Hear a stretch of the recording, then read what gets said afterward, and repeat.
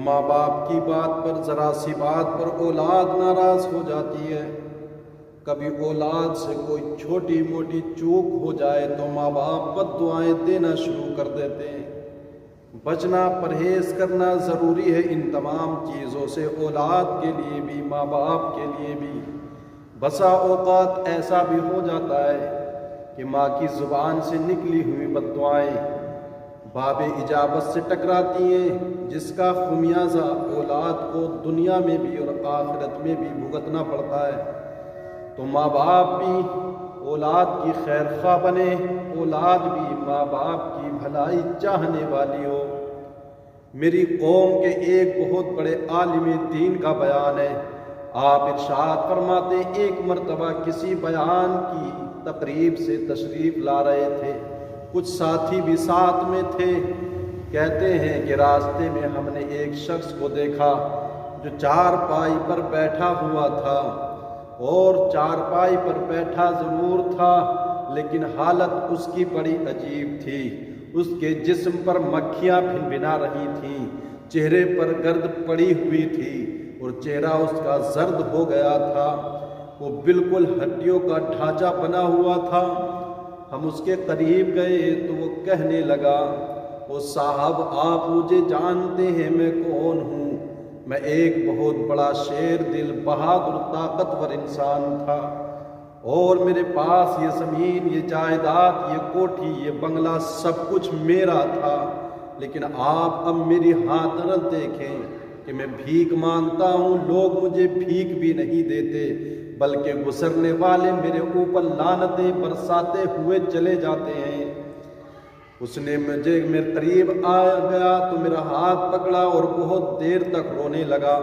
اس کے بعد کہنے لگا، صاحب معاملہ یہ، آپ مجھے پہچانیے اور مجھ سے عبرت حاصل کیجیے۔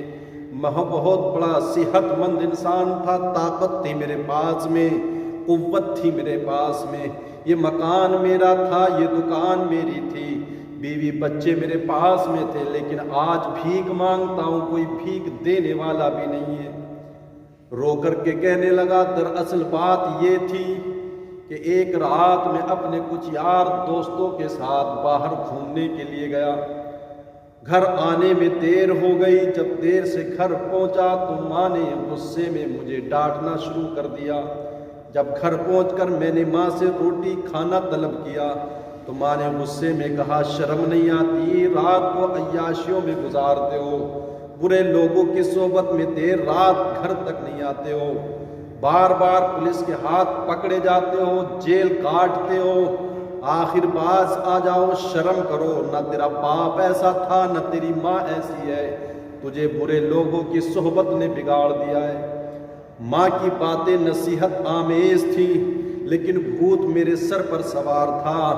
برے لوگوں کی صحبت مجھے اچھی لگا کرتی تھی، ماں کی نصیحت کو قبول کرنے کے بجائے ماں کی باتیں سن کر مجھے غصہ آ گیا اور میں نے جوتا نکال کر ماں کو مارنا شروع کر دیا۔ دو جوتے نکال کر جب میں نے ماں کے منہ پر مارے تو میری ماں کی زبان سے الفاظ نکلے تھے، اے عرش کے مالک، مجھے موت دے دے، میں اب جینے کے قابل نہیں ہوں۔ اے میرے مالک، مجھے اپنے پاس بلا لے، میں اب مزید جوتے نہیں کھا سکتی ہوں۔ اے عرش کے مالک، ماں کو ستانے والے، ماں کو پیٹنے والے کو دنیا اور آخرت میں تباہ و برباد کر دے۔ یہ کہنے کے بعد اس نے اپنے پاؤں سے کپڑا ہٹایا تو اس کے پاؤں سے زخم سے پیپ بہہ رہی تھی۔ کہنے لگا، اس رات تو میں سو گیا، لیکن جب رات کو سویا اچانک پیر میں درد ہوتا ہے، پیر کانپنے لگتا ہے، صبح تک پیر سوج کر کپا ہو گیا تھا۔ صبح ہوئی، اسپتال میں پہنچا، ڈاکٹر کو دکھایا تو ڈاکٹر نے دیکھنے کے بعد آپریشن کا کہا۔ صبح میرا پیر کاٹ دیا گیا، اب 4 سال بیت گئے، اسی جگہ پر پڑا ہوا ہوں، لگتا ہے جیسے پیر وہ کتے کاٹ رہے ہوں، چیٹیاں چلتی رہتی ہیں، نیند نہیں آتی، لوگوں سے بھیک مانگتا ہوں، لوگ بھیک بھی نہیں دیتے، بلکہ گزرنے والے مجھ پر بد دعائیں دیتے ہیں۔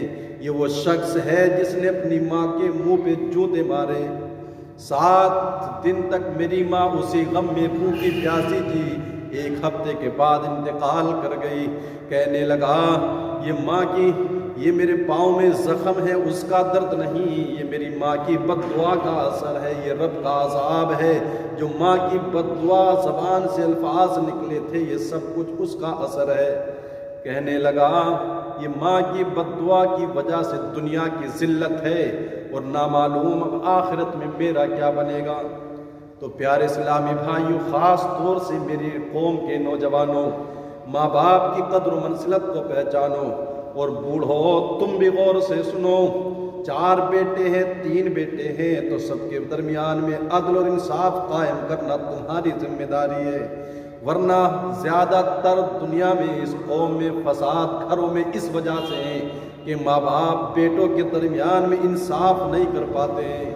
کسی ایک کی حق تلفی ہوتی ہے، دل رنجیدہ ہوتا ہے، تو اس کے دل میں ماں باپ کی طرف سے نفرتیں پیدا ہو جاتی ہیں، یا کبھی بیٹے دیکھ بھال نہیں کر پاتے تو ماں کے دل کو ٹھیس پہنچتی ہے، جس کی وجہ سے ماں کی زبان سے بد دعا کے الفاظ نکل جاتے ہیں۔ اس لیے دونوں طرف سے معاشرے میں حسن پیدا کرنے کی ضرورت ہے۔ ماں باپ بھی خیال رکھے، اولاد بھی خیال رکھے، تاکہ ایک دوسرے کے لیے جب بھی بولیں تو خیر اور بھلائی کے الفاظ بولیں۔